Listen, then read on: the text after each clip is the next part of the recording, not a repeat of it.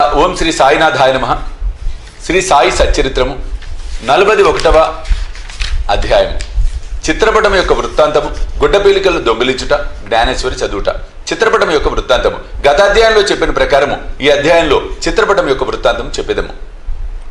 గత అధ్యాయంలోని విషయం జరిగిన 9 సంవత్సరములకు అలీ మహమ్మద్ హేమాడ్ పంత్ను కలిసి ఈ దిగువ కథ అతనికి చెప్పాను. ఒకనాడు బొంబాయి వీధులలో పోయినప్పుడు వీధిలో తిరిగి అమ్మువాని వద్ద అలీ మహమ్మద్ సాయిబాబా పటం కొనెను.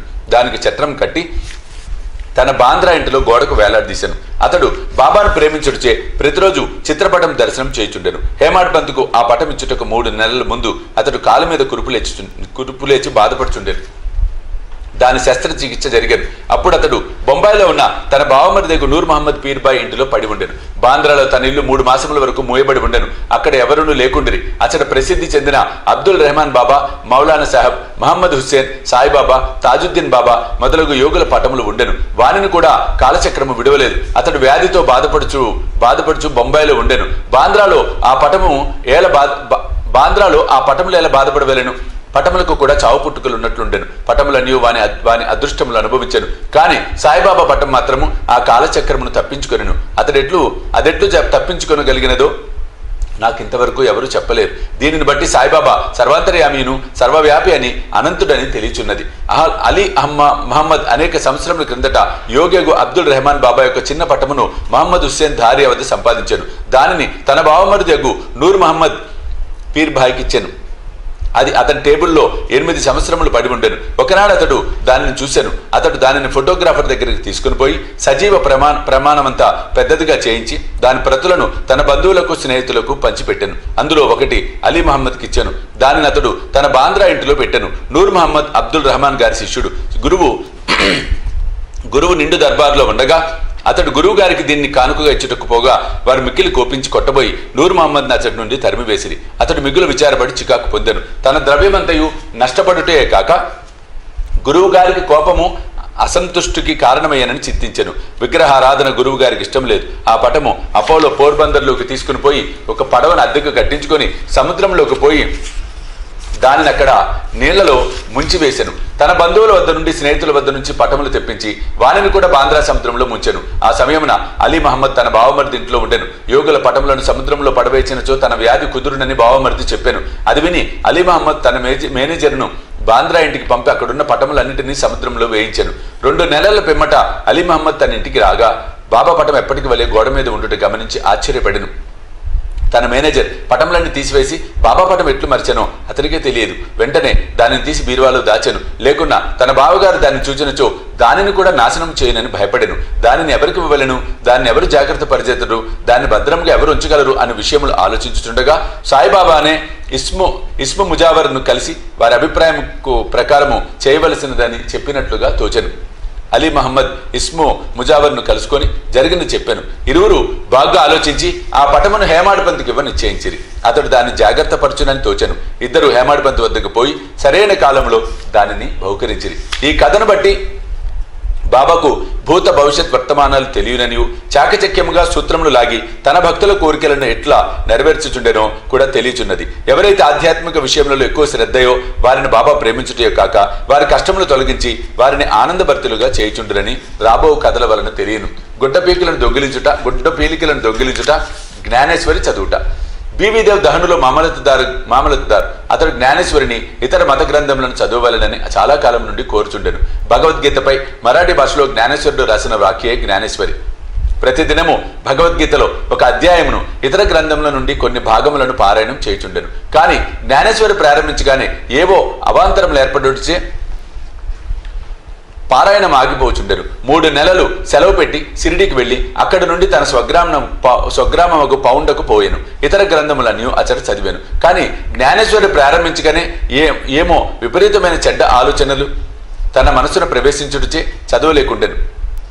అతడెంత ప్రయత్నించినను కొన్ని పంక్తులు కూడా చదవలేకపోయాను. కాబట్టి బాబా తనకు ఆ గ్రంథం నందు శ్రద్ధ కలుగు చేసినప్పటికీ దానిని చదువుమని వారి నోటి వెంట వచ్చినప్పుడే దానిని ప్రారంభించదనని, అంతవరకు దాన్ని తెరవకూడదని నిశ్చయం చేసుకున్నాను. 1914 సంవత్సరం ఫిబ్రవరి నెలలో కుటుంబ సైతంగా షిరిడీ వెళ్ళాను. అక్కడ ప్రతిదినము జ్ఞానేశ్వరి చదువుచుంటివా అని బాపుసాహెబ్ జోగ్ దేవుని అడిగాను. దేవ్ తనకట్టి కోరిక కలదని కానీ దానిని చదువుటకు శక్తి చాలుకుండేనని బాబా ఆజ్ఞాపించినచో దానిని ప్రారంభించేదనని చెప్పాను. అప్పుడు జోగ్ ఒక పుస్తకంను తీసుకొని బాబాకి ఇచ్చినచో దాన్ని వారు తాకి పవిత్రం చేసి ఇచ్చేదరని, అప్పటి నుండి నిరాటంకముగా చదవవచ్చని దేవుకు చెప్పాను.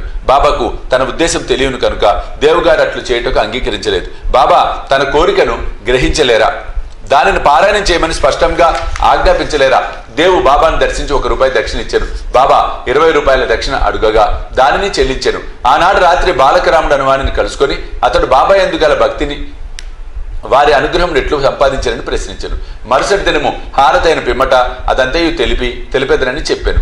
ఆ మరుసటి దినము దర్శనం కొరకు దేవు వెళ్ళగా బాబా అతనిని ₹20 దక్షిణ ఇమ్మనను. వెంటనే దేవు దానిని చెల్లించెను. మసీదు నుండా జనులు నిండి ఉండుడిచే దేవు ఒక మూలకు పోయి కూర్చుండెను. బాబా అతనిని పిలిచి శాంతముగా తన దగ్గర కూర్చొనమనెను. దేవు అట్లే చేశాను. మధ్యాహ్న హారతి పిమ్మట భక్తులందరూ పోయిన తర్వాత దేవు బాలకరామును చూచి అతని పూర్వ వృత్తాంతంతో పాటు బాబా అతనికి ఏమి చెప్పానో ధ్యానం ఎట్లు నేర్పిరో అని అడుగగా బాలకరాముడు వివరములు చెప్పుటకు సిద్ధపడెను. అంతలో బాబా చంద్రు అని కుష్ఠరోగ భక్తుడిని పంపి దేవుని తీసుకుని రమ్మని చెప్పాను. దేవు బాబా వద్దకు పోగా ఎవరితో ఏమి మాట్లాడుచుంటివి అని బాబా అడిగాను. బాలకరాముడితో మాట్లాడుచుంటునని, బాబా కీర్తి వినుచుంటునని అతడు చెప్పాను. తిరిగి బాబా ₹25 దక్షిణ అడిగాను. వెంటనే దేవు సంతోషంతో దక్షిణ చెల్లించాను. అతనిని బాబా లోపలికి తీసుకుపోయి స్తంభం వద్ద కూర్చుండి నా గుడ్డ పీలికలను నాకు తెలియకుండా దొంగిలించుచుంటు వేళ అనెను. దేవు తనకు ఆ గుడ్డ పీలికల గురించి తెలియదనెను. బాబా అతనిని వెతకమనెను. అతడు వెతికెను, కానీ అచ్చటి ఏమీ దొరకలేదు. బాబా కోపముతో ఇట్లనెను, ఇక్కడ ఇంకెవరూ లేరు, నీవొక్కడివే దొంగవు. ముసలితనము చే వెంట్రుకలు పండినప్పటికీ ఇచ్చటకు దొంగిలించుటకు వచ్చితివా అని కోపగించాను. బాబా మతి చెడిన వాళ్ళని వల్ల తిట్టి కోపగించి చివాట్లు పెట్టాను. దేవు నిశ్శబ్దంగా కూర్చుండాను. దేవు తాను సటకా దెబ్బలు కూడా తినునేమో అనుకోనేను. 1 గంట తర్వాత బాబా అతనిని వాడకు వెళ్ళమనెను.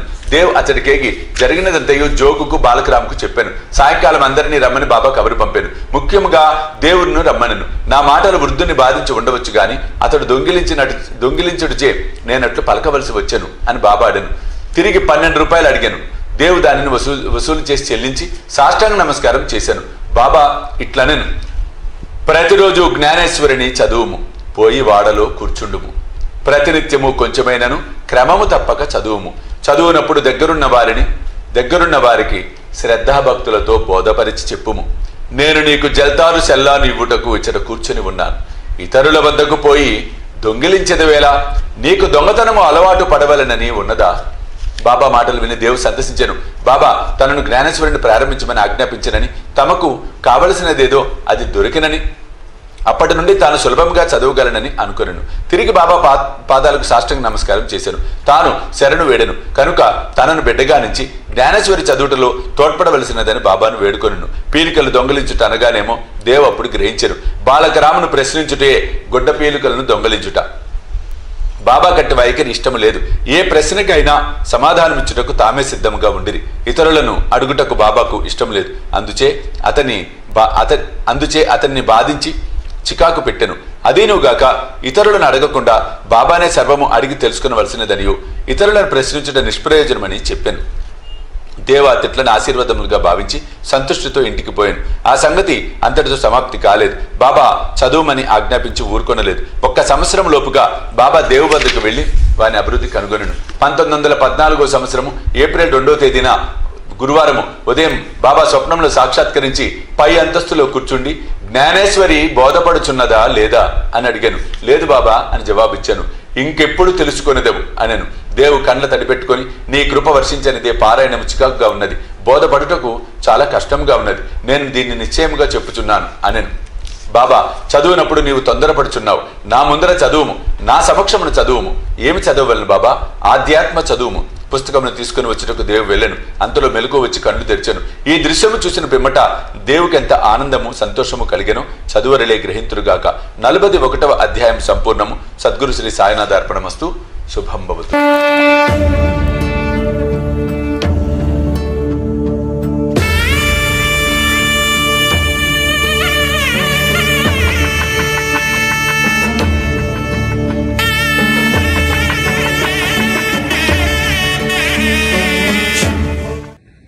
సాయి దివ్య రక్షా కవచ యంత్రానికి